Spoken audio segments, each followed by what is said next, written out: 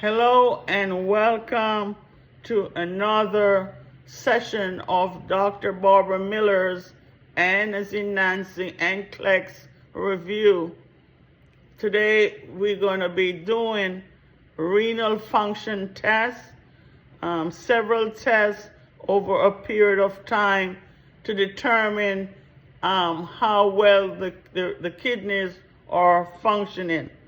One of the tests is the BUN, or the blood urea nitrogen. The normal is between 10 and 20. An increase in the BUN may indicate hepatic or renal disease, or just dehydration or decreased kidney perfusion, high protein diet, infection, stress, steroid use, or GI bleeding. Creatinine, is the best measure of renal function. The normal 0.6 to 1.3.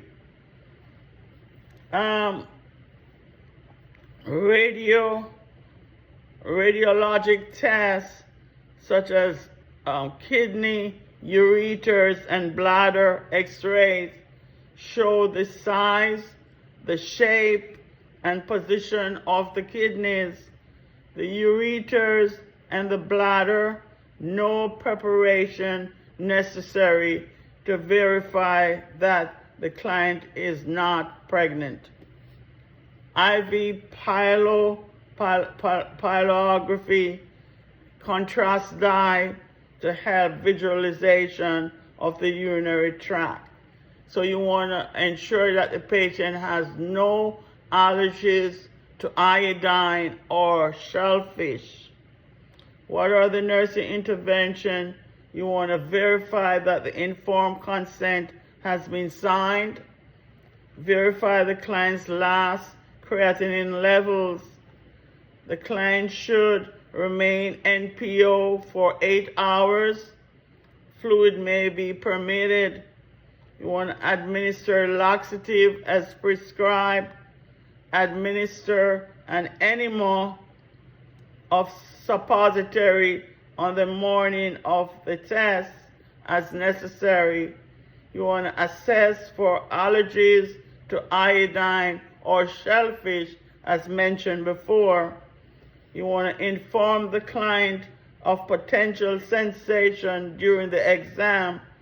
For example, they may feel flushing, warmth, they may become nauseated and have a metallic, salty taste, or they may become incontinent.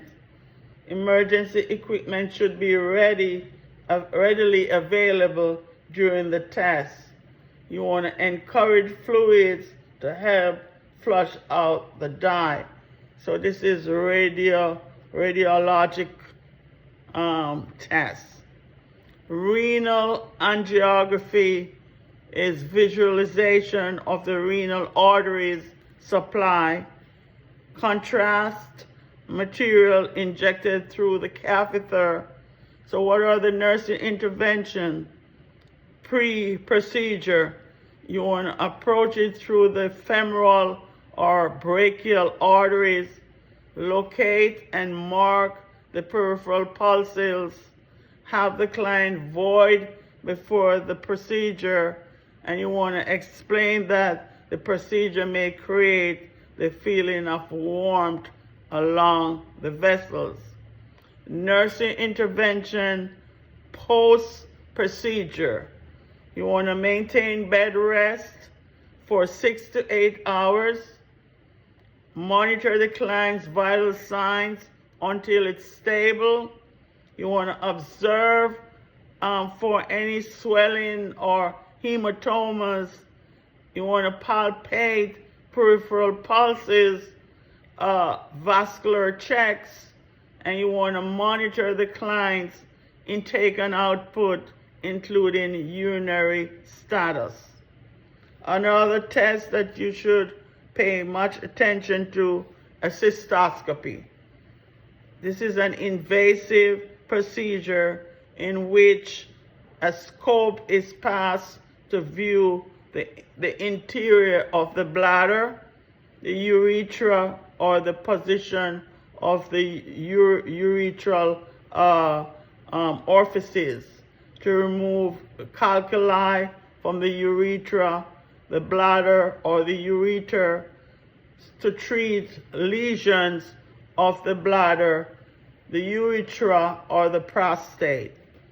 So the nursing intervention pre-operative, you want to ensure that the patient is maintained an NPO status.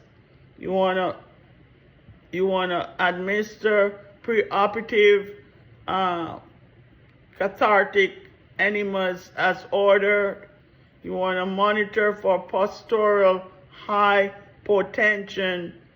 Inform the client that pink, tinge, or tea-colored urine is common, okay, or clots should be reported. Okay, red urine or clots should be reported during or after the cystoscopy.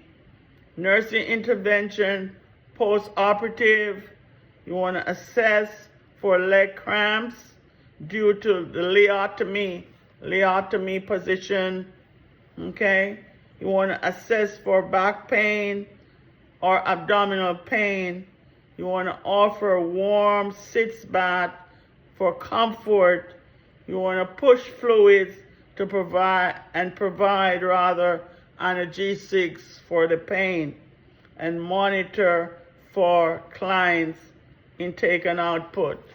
So renal biopsy, post-operative or pre-operative first, you want to obtain bleeding, clotting, prothrombin time. You want to obtain results of the pre-biopsy x-rays of the kidney. You want to administer IV fluids.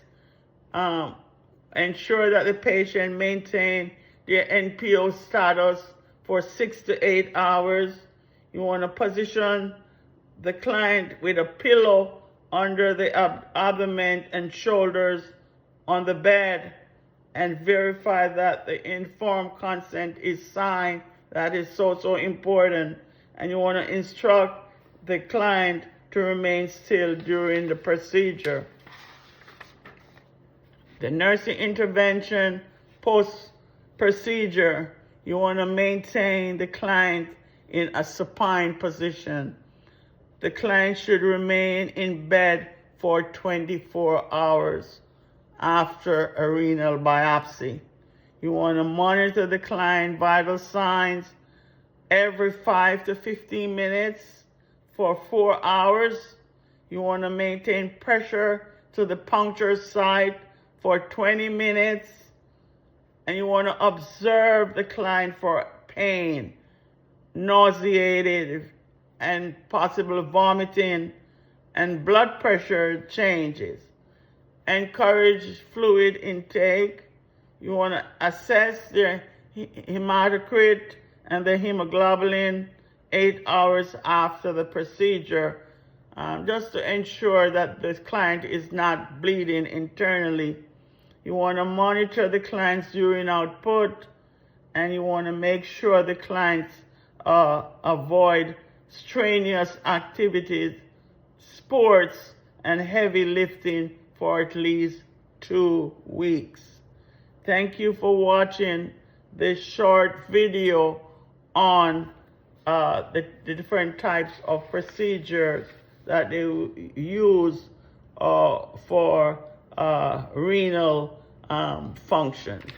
Thank you so much. See you in another video. Please like, share, and subscribe to the channel to help it grow.